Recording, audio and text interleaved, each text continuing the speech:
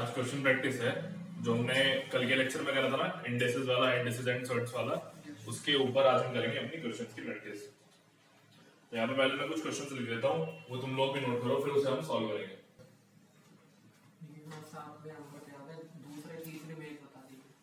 दूसरे और तीसरे में से कोई सा एक बता दो।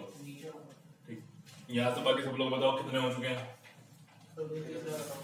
तीसरा कर रहे हो अभी, दूसरा हो चुका है, यानी कि तुम्हें दूसरे की जरूरत नहीं है। प्रकाश तीसरा कर रहे हो, दूसरा हो चुका है।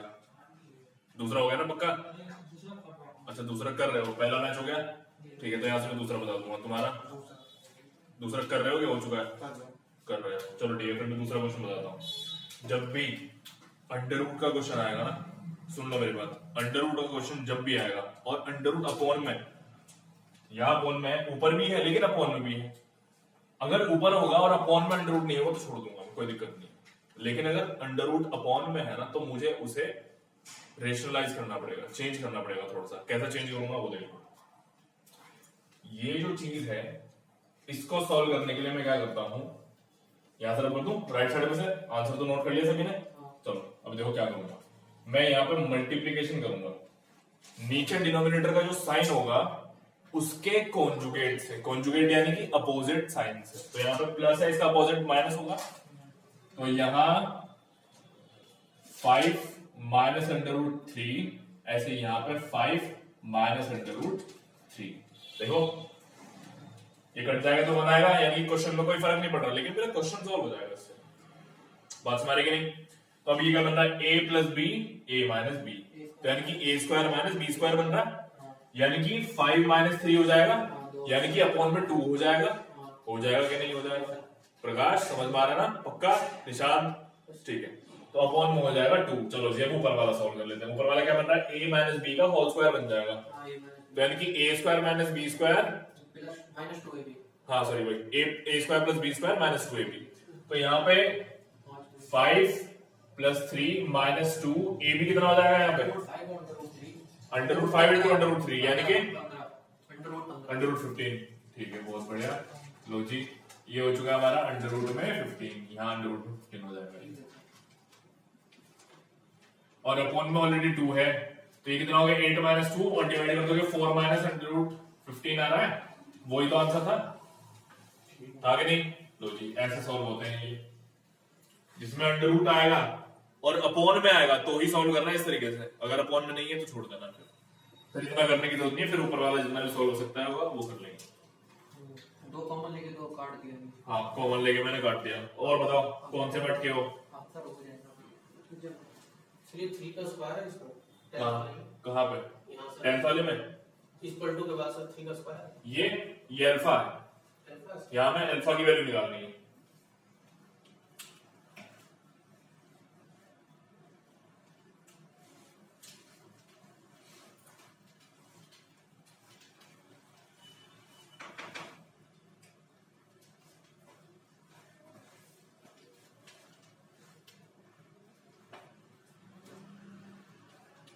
क्या वो प्रकाश हो जाएगा? कहां तक हो जाएंगे वो मुझे बता दो, फिर मैं उसके आगे वाले क्वेश्चन बताता हूँ। कहां तक तुम लोगों को लग रहा है कि कर लोगे आराम से? सर अभी कर लेना। चलो करो ट्राई।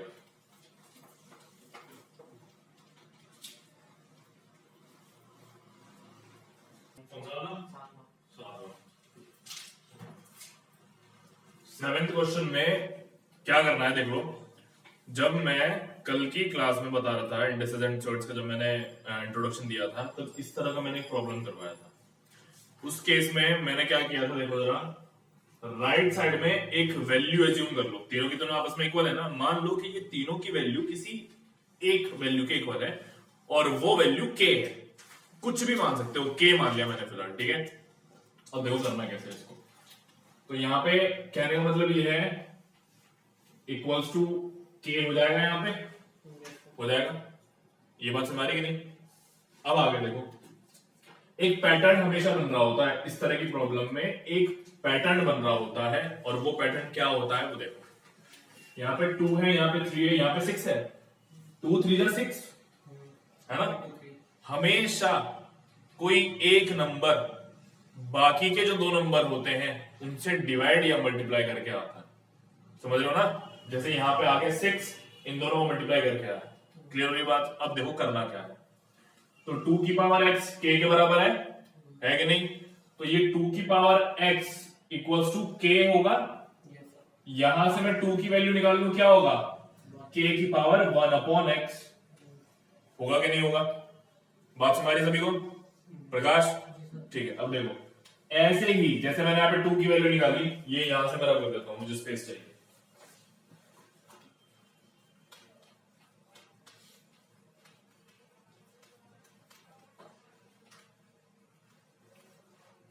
अब देखो जैसे मैंने 2 की वैल्यू निकाली ऐसे 3 की निकालूंगा। 3 की वैल्यू आएगी क्या यहाँ पे? k की पावर 1 अपॉन y। 6 की क्या आएगी? k की power minus 1 upon z। z है ये z। ठीक है, बात समझ गए? अब मैं क्या करूंगा, जैसे मैंने बताया कि 2 3 जा 6, तीसरा नंबर जरूरी नहीं है यहाँ तीसरा नंबर, बीच में भी हो सकता है, पहला भी हो सकता है, लेकिन कोई एक नंबर बाकी के दो नंबर से रिलेट करके, यानी कि या तो मल्टीप्लाई करके या डिवाइड करके बनेगा। बात समझ आ रही है? अब देखते रहो। तो यहाँ पे मैं क्या कर लेता हूँ, 2 की यहाँ पे आ गई तो 2 इंटू 3 इक्वल्स टू 6 आएगा। आएगा कि नहीं आएगा? वैल्यूज पुट करो। 2 की वैल्यू कितनी है वहां पे? k की पावर 1 अपॉन x इंटू यहाँ पे क्या आएगा?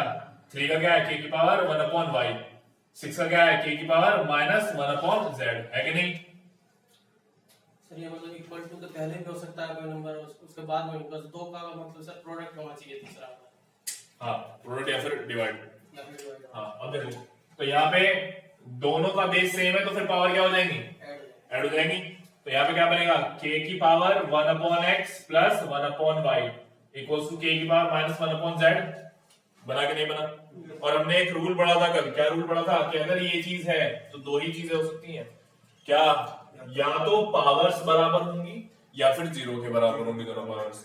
तो यहाँ पे दोनों पावर्स को मैं बराबर मान लेता हूँ, यानी कि 1 upon x plus 1 upon y equals to minus में 1 अपॉन z।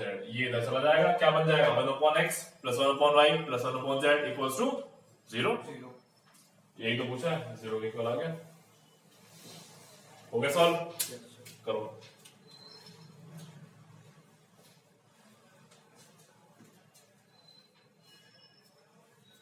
इसके पावर 1/3 कर देंगे, फिर दोनों तरफ स्क्वायर कर देंगे। इस वाले में x की पावर 1/3, जैसे देखो वहां तक करने की भी जरूरत नहीं, पहले तो स्क्वायर करो दोनों साइड को। दोनों साइड स्क्वायर तो यहाँ पे क्या हो जाएगा? 5 प्लस उधर 9 हो जाएगा। 3, अच्छा जैसे ये क्यूब रूट है यहाँ पे, ठीक है, ये क्यूब रूट यहाँ पे आ जाएगा 9, ये सिंगल क्यूब बन जाएगा 2, और ये फिर जाएगा यहाँ पे 4 हो जाएगा। तो क्या हो जाएगा? 4। और अब क्यूब कर देना, 4 का क्यूब, हाँ है ना?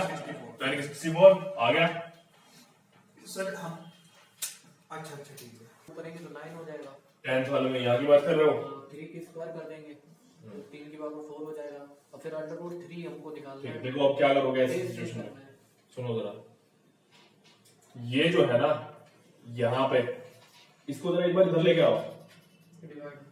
ठीक है? ये सारी ही चीजें पहले एक बार इसको √3 को एक बार सॉल्व करके देखो कितना आता है। यहाँ पे √3 की पावर 5 है, यहाँ पे √3 कैंसिल आउट हो जाएगा तो √3 की पावर 4 हो जाएगा, है ना? √3 की पावर 4 यानी कि 9 हो गया। 9 हो गया। हो गया 9, नीचे 3 हो जाएगा। और नीचे 3 है। सॉल्व करोगे तो आ जाएगा आंसर, ज्यादा डिफिकल्ट नहीं है। 81 3। बात समझ आ रही कि नहीं? ये बताऊं करके? ठीक है सर, आप भी समझ। 3 की पावर 4 हो जाएगा, उसको 9 लिख लेंगे। 9 × 9 अपॉन 3, 3 से काटेंगे तो 27 हो जाएगा। 3 की पावर 3 देख लेते हैं। ये है √3 की पावर 5 इंटू 3 की पावर 4, इसको मैंने 3 की पावर 4 कर दिया, इक्वल्स टू 3 की पावर अल्फा, और वो जो उधर है उसको मैं नीचे ले आता हूँ, तो 3 √3 हो गया। इस √3 से ये कैंसिल आउट हो जाएगा तो पावर बचेगी 4 बचेगी, जैसे है ना? तो यानी कि 3 का स्क्वायर हो गया तो फिर कितना हो गया? 9। एक बार देख लो तो 3 का स्क्वायर हो गया ये, चलो ठीक है। और यहाँ पे 3 की पावर 4 है और नीचे में 3 है, इक्वल्स टू 3 की पावर अल्फा। ये 3 से फिर 3 कैंसिल आउट, ये पावर 2 कैंसिल आउट हो गई, तो 3 इंटू 3 की पावर 4 इक्वल्स टू 3 अल्फा आ रहा है। इसको करोगे तो 3 की पावर 5 इक्वल्स टू 3 अल्फा। ये देखो ये आ तो रहा है, 343। आ तो रहा है। अल्फा की वैल्यू तो नहीं, 5 आ रही है ना? हाँ तो 5 ही तो आ रही है। सही। अच्छा अच्छा ठीक है। हम वो 5 ठीक है। करके देख रहा हूं, ठीक है। प्रकाश सॉल्यूशन हो रहा है कि नहीं हो रहा है? हो रहा है ना?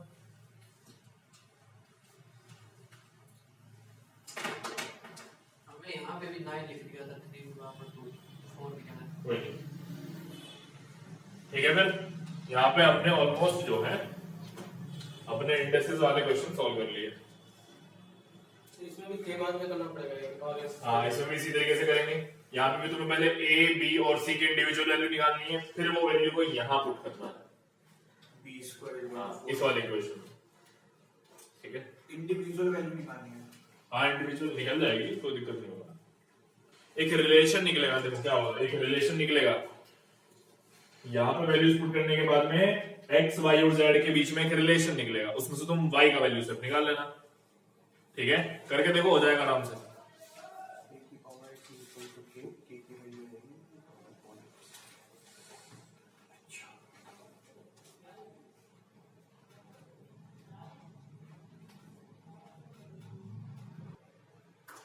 सर इसमें x की वैल्यू निकाल लेते हैं, ऐसे नहीं कर सकते? कैसे? इसमें सब लेकिन x की वैल्यू निकाल लेते हैं। और तो उसी तरीके से निकालोगे जो ये है तरीका। ऐसे हो जाएगा। लेकिन 4 कहाँ चला गया? सही तो आ रहा है। आंसर तो मतलब उसमें मेरा बन भी रहा है इस चीज का, लेकिन 4 कहाँ चला जाएगा? 4 ए सी है ना। ओके, लो पकड़ना जरा। ये जब तू वहां ही रह जाएगा ये इधर का रब कर दे रहा हूं और इसको एक बार सॉल्व करके देखते हैं।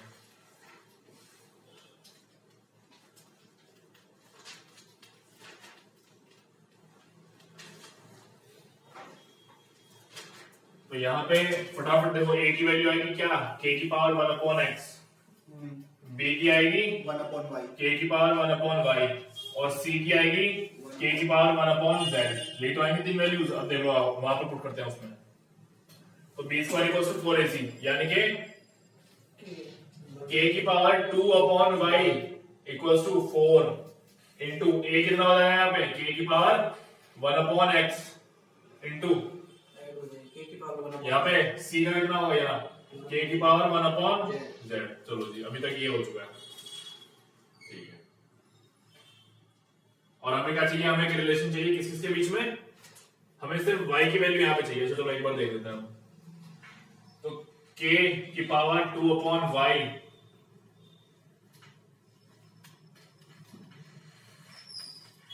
Equals to 4k। अब ये यहाँ पे क्या बनेगा, पावर ऐड हो जाएंगी 1 upon x plus 1 upon z। ठीक है, ये हो जाएगा। अच्छा, तो अब यहाँ पे इशू ये है कि भैया ये 4 कहां चला गया है ना। देखो यहां पे ऐसा समझो कि k की पावर में अगर इतना कर रहा हूं तो वो 4 से जब यहां मल्टीप्लाई करेंगे k में इसकी पावर में, तब जाके वो इक्वल होगा। समझ में आ रही बात? तो यहां पे रिलेशन मेनली इसका और इसका है, ये वाले बेस का रिलेशन है और ये पावर्स का रिलेशन है। ठीक है, समझ में आ रहा है कि नहीं? ये किसका रिलेशन है, सिर्फ और सिर्फ पावर्स का। कौन सा क्वेश्चन था? बेस सेम होगा तभी तो जोड़ देते हैं।